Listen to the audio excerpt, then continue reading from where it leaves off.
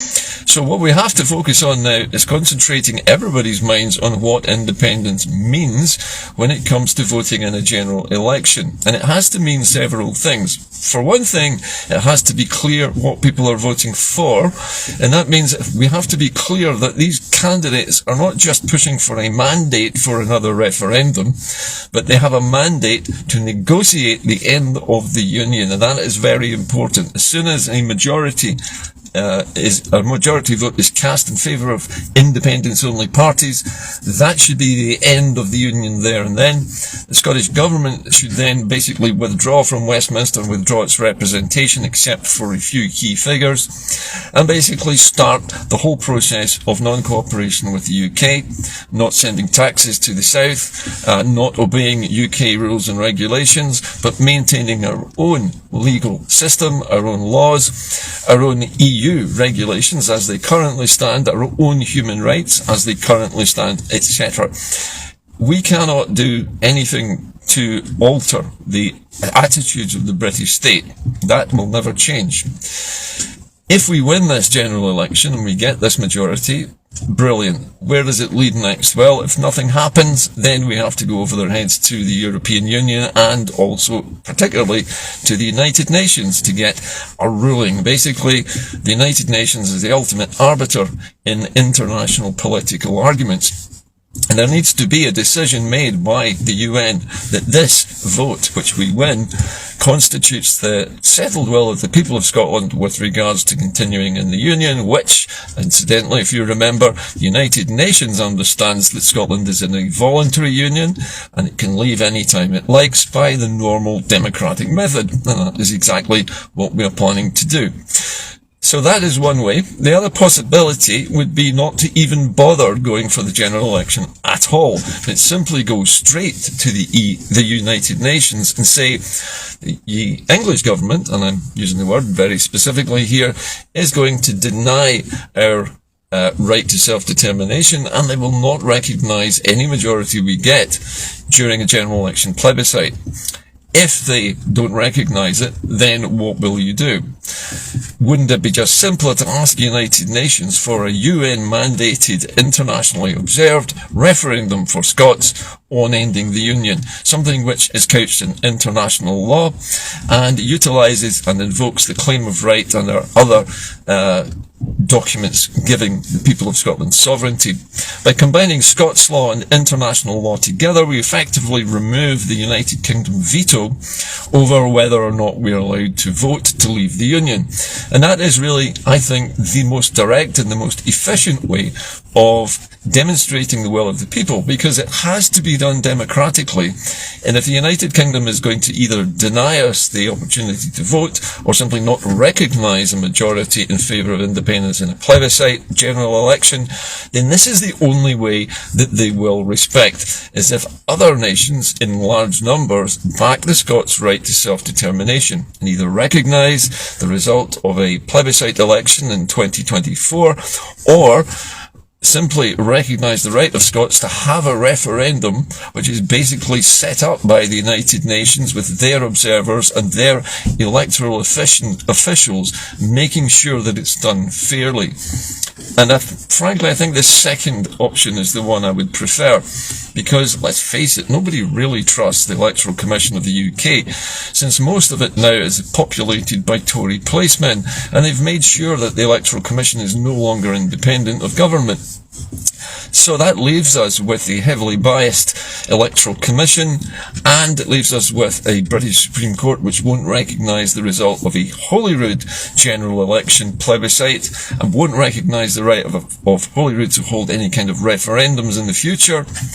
And therefore, we're left with this general election strategy as the only way out. If this is blocked, then there has to be another way. And at the moment, it's not clear to me whether the SNP and the Green Alliance government is planning to go down this way, is planning to actually approach the UN directly. I do know that there have been many emissaries sent into the European Union's nations from Scotland unofficially to talk to senior officials about this, but nobody really knows what's been agreed, if anything. But certainly something official, a delegation of Scottish people is basically required. And this is what Salvo is all about. This is a group I've mentioned to you several times before. And Liberation.Scot, which is the way that you can register for free your intention to want to leave the United Kingdom and want to have independence. And this is something which, if enough people join it, we get over 100,000 people join up to Salvo and Liberation.Scot, that they have then got enough people to demonstrate to the United Nations that under the rules of decolonisation, for example, and also under their rules of self-determination, which is the fundamental part of the United Nations Charter, that delegation can go to the UN and say, look, we're being denied democracy here. We want to vote about this. The United Kingdom will not allow us to do it. So they've lied to you about this being a voluntary union. We demand our right to self-determination, and we demand that our claim of right, which is recognised as a legal right to popular sovereignty in Scotland by the UK and by their king, incidentally, that we invoke both of these rights through the UN and hold a democratic referendum under the aegis of this international body, so that all is fair and everything is transparent. That means that unionists and independence voters alike will have a fair go at this referendum.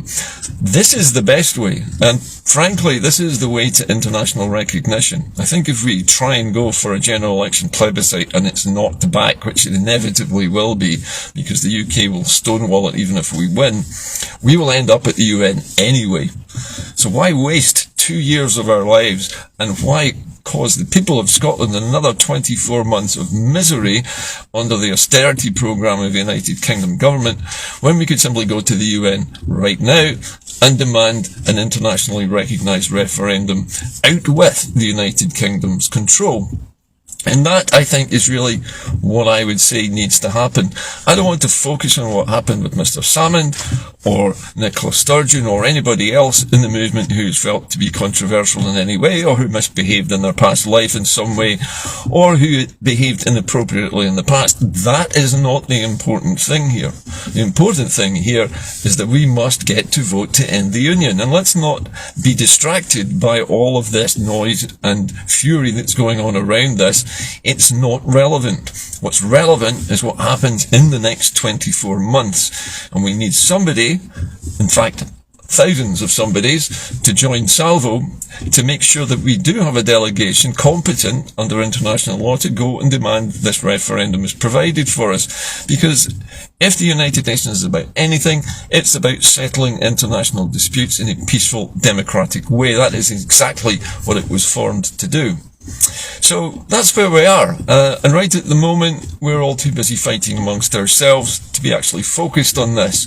So I just wanted to draw everybody's attention back to what we're actually here trying to do, which is basically to escape from an austere, dictatorial United Kingdom, which has lurched so far to the right it's almost unrecognisable. They're now planning to make it illegal for strikers to strike, and they're trying to make it perfectly legal for the government to sue strikers for the damage that they do to whatever public service it is that they work for.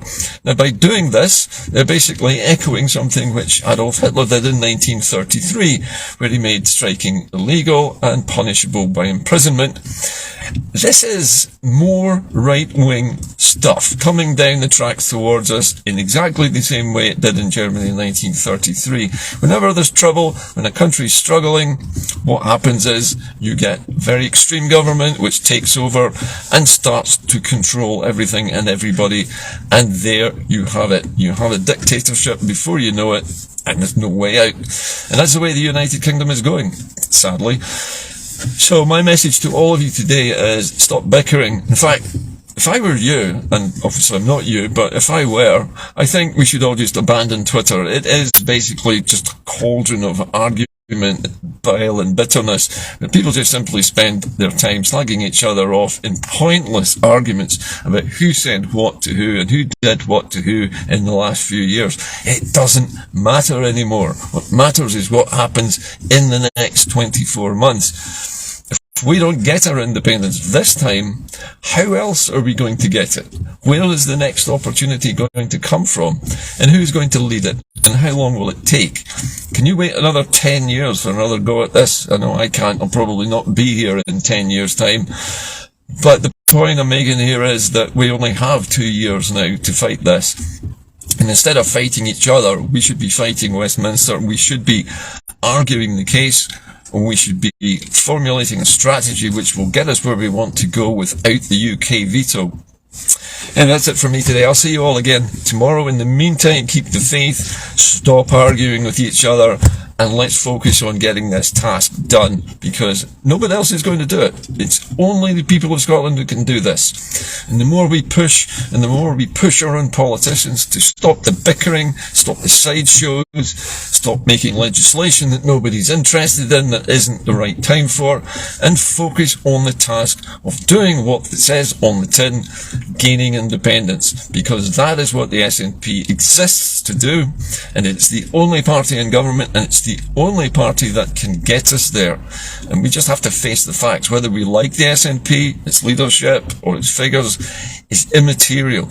They are the only political party able to get us to a referendum which will be recognised by the UN.